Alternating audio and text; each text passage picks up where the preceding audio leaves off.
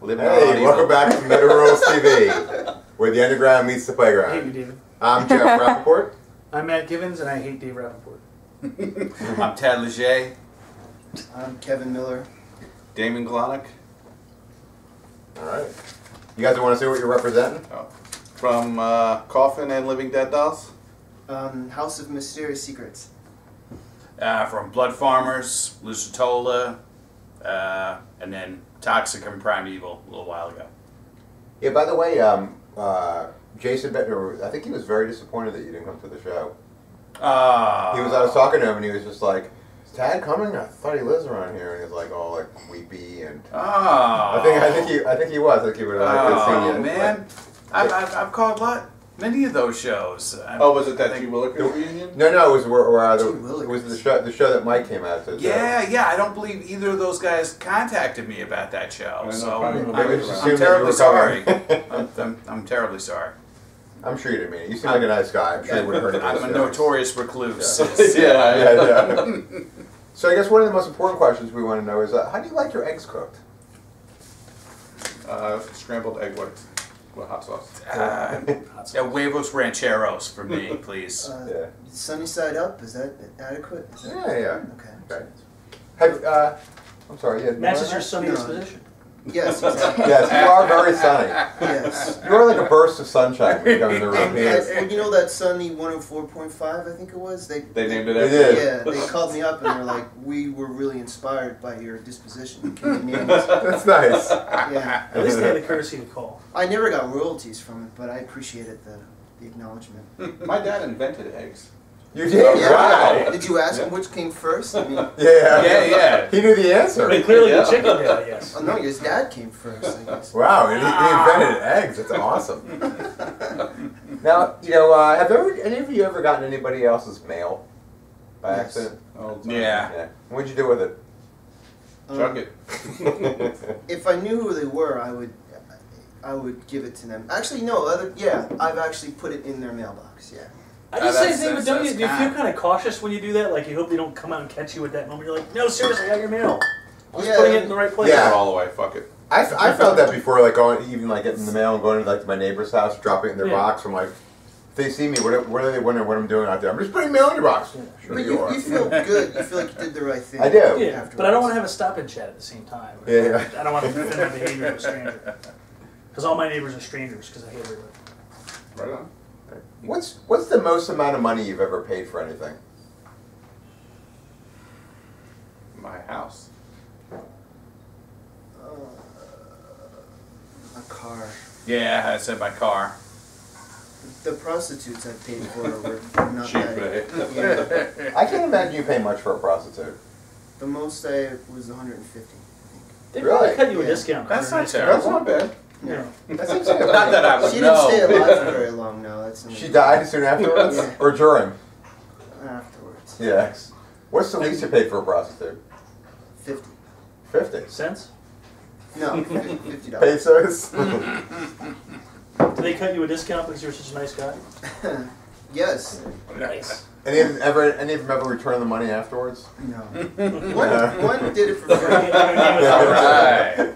Yeah, one did it for free. Really? She said it was so good. You can have your money back. Was she in the movie? Yes. Sorry.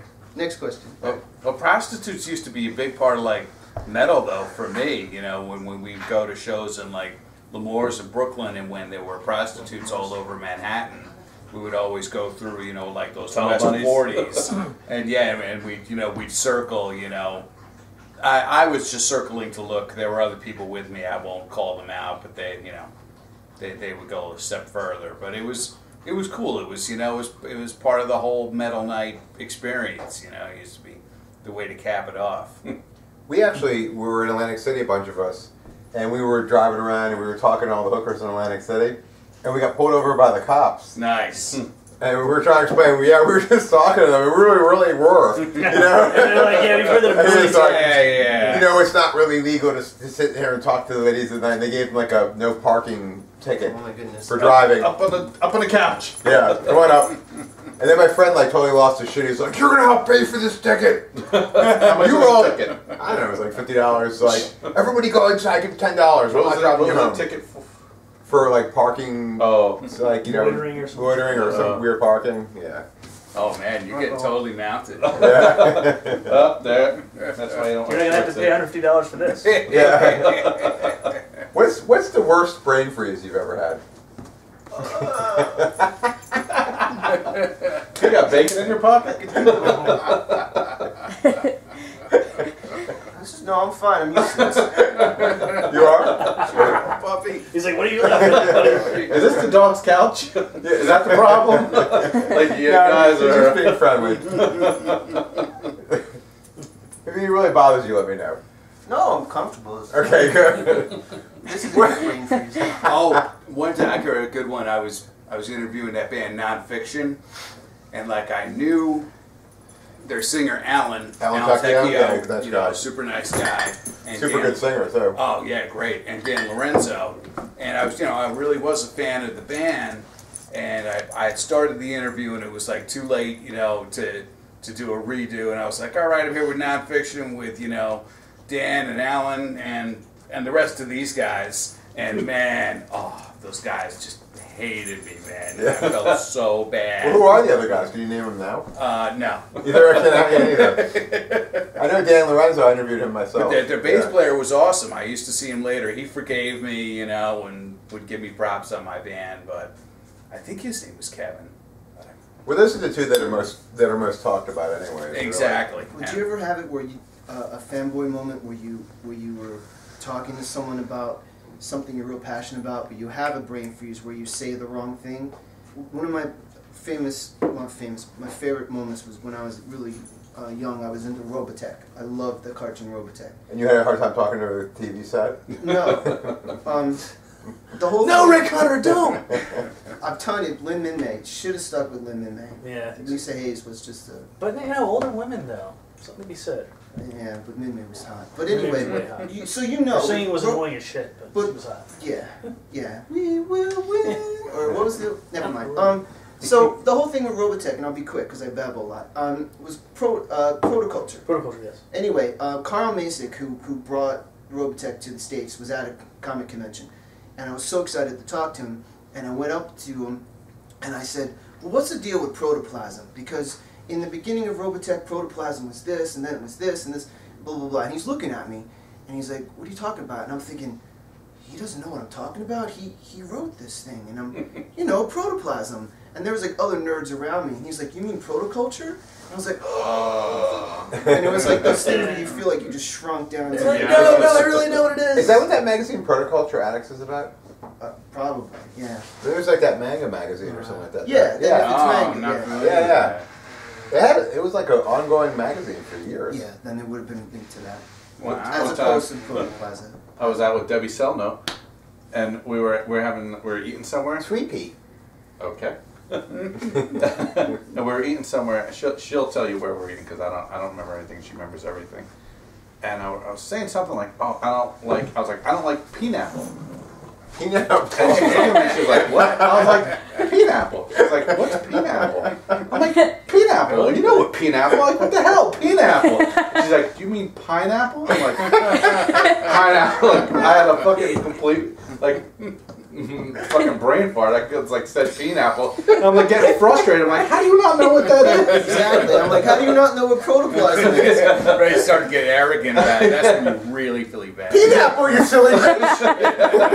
Like pineapple. This what silly the fuck bitch has never heard of pineapple. Ask her about that story. She Oh my god, that's great. What's the worst bone you've ever broken? What's been your most traumatic injury? I haven't broken my hip, but I did break my nose. That's gotta be bad. I was on like summer vacation, and there was this part of the lake where you dove off. There was this kind of rock shelf there, and I like pushed off too late, and my face went right into this big pile of rocks, and it was brutal. First, I came up, and then my entire vision was just filled with blood. and I like stumbled like back to where my family was, and all these people on the beach were like screaming and stuff.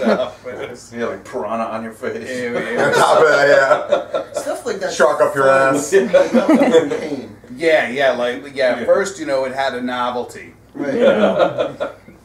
But that was crazy.